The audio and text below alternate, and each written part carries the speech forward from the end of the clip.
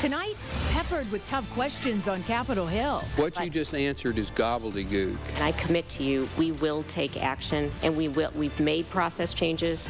We will fix the process. Our goal is to have a world-class safety process. GM CEO Mary Barra under intense scrutiny and hearings centering on a faulty ignition recall blamed for at least 13 deaths. The way the process was worked, it kept the technical team working on that, and those issues weren't covered. We've changed that now, and I'm telling you the truth. Mary, go ahead. GM CEO Mary Barra telling reporters she will get to the bottom of why her company delayed on the recall and faulty ignitions being blamed on at least 13 deaths. Mary Barra answers some pretty tough questions for 3 hours in Washington, D.C., while family members of those killed in car crashes listen to her responses. Joining us tonight to talk about this, public relations expert Don Tanner of Tanner Friedman, industry analyst David Zoia of Ward's Automotive. Thank you both for coming in. First of all, we saw the exchange that Ross Jones showed us from Washington a couple of minutes ago when the congressman asked, will you share the results of the report? And there was a lot of back and forth on that. As a PR expert, how does she handle that?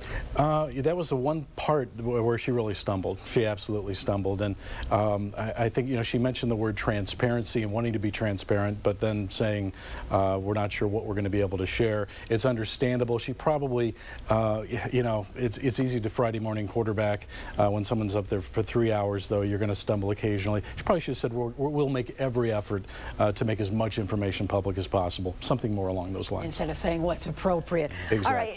All right, let me ask you a question, David. I mean, she's been with the company for 30 years, and she's still saying she first heard about this issue on December 13th and didn't hear about the recall until January 31st. I mean, does that really fly when you've been there so long? And she's saying senior officials didn't know and only the technical team knew about this? Yeah, that was the one thing I expected the panel to really explore a little more. They asked her where she was at that time, and she answered, but they never really probed it. So I think maybe that's one area that you'll see the Senate committee get into tomorrow. Grill her a little more on. Yeah.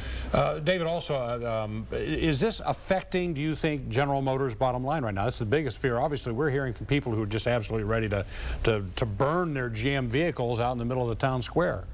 Yeah, you know, it's never good to go through something like this, obviously, and I think GM was already in sort of a tenuous position because a lot of America didn't like the fact that they got a bailout. So I think they're coming from not a position of strength at this point. But so far, you know, their sales held up reasonably well in the last month, and I don't think this will have a real long-term effect on them. Don, from a public relations standpoint, I mean, you saw the family standing in the back with pictures of their dead loved ones.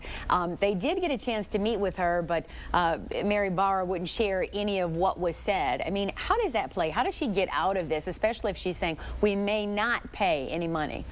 Well, she also mentioned a few other things, and one being the fact that GM is going to name for the first time a vice president of global vehicle safety.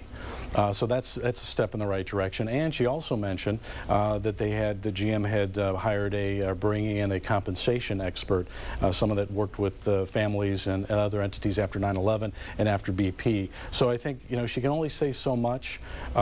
She did show contrition. She apologized. You can't make everybody happy. It's a very, very tough situation, but I think she brought up some very good elements. Now, Don, GM clearly saw this coming from a while back. They knew something like this was going to happen. The more cynical among us might suggest Mary Barra was put in there for the specific reason that she is a woman, and they're hoping that maybe people are going to go a little easier on us than if a guy was standing out there again, like the old hearings during the bankruptcy. Yeah, I've heard those conspiracy theories, and I think they're nothing more than conspiracy theories. I think that she is, I mean, male, female. I think you have to look at what the points she's getting across, how she comes across with her demeanor, and I'd give her some high marks for what she's been able to accomplish so far under a lot of adversity. Both of you can answer this question. We heard her say, I am telling you the truth when she was talking to reporters. Does it matter? Because sometimes, you know, you can toe the company line, even if you're the general or the CEO, should I say, not the general manager. As the CEO of GM, I'm sure there's a group of people who will tell her, you can say this, you can't say that. But when she says, I'm telling you the truth, does it matter when she puts those words out there?